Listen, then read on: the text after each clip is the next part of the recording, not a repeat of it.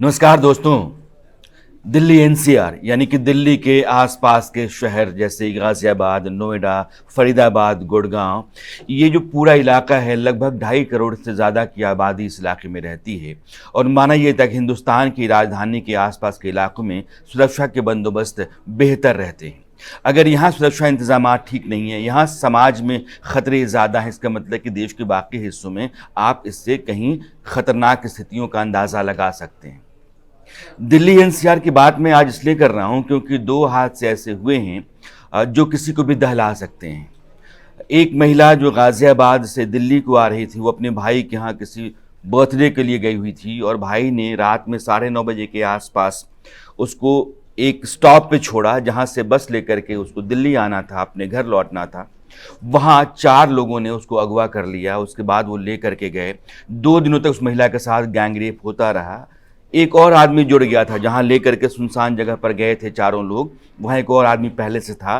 तो ये 5 लोग, जो केस उस महिला ने लिखवाया है पुलिस के पास, उस केस के हवाले से मैं आपको ये पूरी कहानी बता रहा हूं जो दहलाने वाली है। उस पर जुल्म हुआ, हैवानियत हुई और कहा यह जा रहा है कि उस महिला के प्राइवेट पार्ट में रॉड डाल दिया गया। पुलिस कहती है कि नहीं, जो चीरा था वो डाला गया था। कुछ भी हो, लेकिन इस तरीके से हैवानियत होती है किसी महिला के साथ। रात में 9:30 बजे दिल्ली के ठीक सटे हुए गाज़ियाबाद से महिला को उठा लिया जाता है।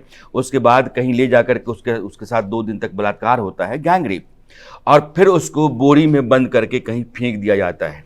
जब बोरी में पड़ी हुई महिला किसी को नजर आई सुबह 3:30 बजे के आसपास, यानी कि 16 तारीख को अगवा हुई, 18 तारीख को सुबह 3:30 बजे के आसपास किसी ने देखा, फिर पुलिस को सूचना दी, पुलिस वहां आई। उसके बाद उसका दिल्ली के जीटी अस्पताल में इलाज चल रहा है क्योंकि वो महिला उस अस्पताल में नर्स भी थी।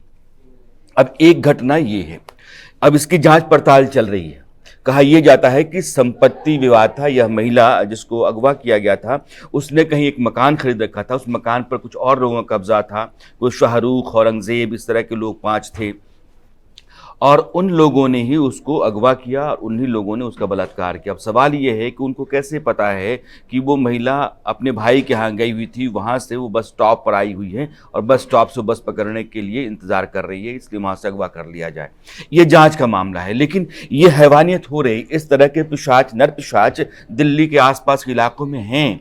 एक दूसरा मामला है गुड़गांव का। गुड़गांव में मंडे को एक बैग मिला, सूटकेस बड़ा सा। उस सूटकेस झाड़ियों में फेंका हुआ था, जिसके बारे में किसी ड्राइवर ने पुलिस को जानकारी दी कि ये संदिग्ध सा लग रहा है। पुलिस ने आकर के उसको खोला तो उसमें 22-23 साल की एक महिला की लाश थी। 2 दिनों तक उसकी पहचान नहीं हो पाई, लेकिन बाद में जाकर के उसकी शिनाख्त हुई है। वो महिला गुड़गांव में ही, वो उत्तर प्रदेश के सुल्तानपुर की महिला है, शादीशुदा है और गुड़गांव के किसी गाँव में अपने पति और बच्चे के साथ रह रही थी।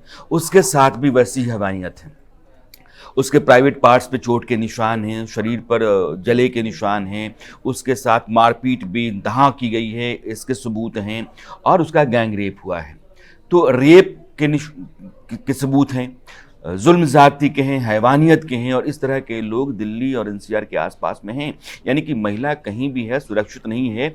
और जब आपके आसपास इस तरह के हैवान, पिशाच, राक्षस प्रवृत्ति के लोग रहते हैं तो महिलाओं को लेकर के घर के लोगों का डरना, ये अंधेरे में, शाम में बेटियों का नहीं लौटना, महिलाओं का दफ्तर से या बाजार से नहीं लौटना घर वालों को परेशान करता है। अगर दिल्ली एनसीआर के आसपास के हालात ऐसे हैं तो आप समझिए कि स्थितियाँ ठीक नहीं हैं, बेहद खतरनाक हैं। एक आंकड़ा है वो देश का है कि हर 4 घंटे पर एक बलात्कार होता है। अब मुझे लगता है कि हर घंटे बलात्कार होता है और देश के कई हिस्सों में होता है। कुछ दर्ज होते हैं, कुछ नहीं दर्ज होते हैं, लेकिन ये हैवानियत जो है वो अजीब सी है। ऐसे लोगों की पहचान बड़ी मुश्किल होती है जो आपके आसपास है। इसमें बहुत सारे पहचान के लोग होते हैं और पहचान के लोग ही आपका भरोसा जीतते हैं और उसके बाद आपको कहीं ले जा करके और फिर जुल्म ज़्यादती आपके ऊपर वो शुरू कर देते हैं। फिर आपको लग जाता है कि हम कहीं फंस गए हैं।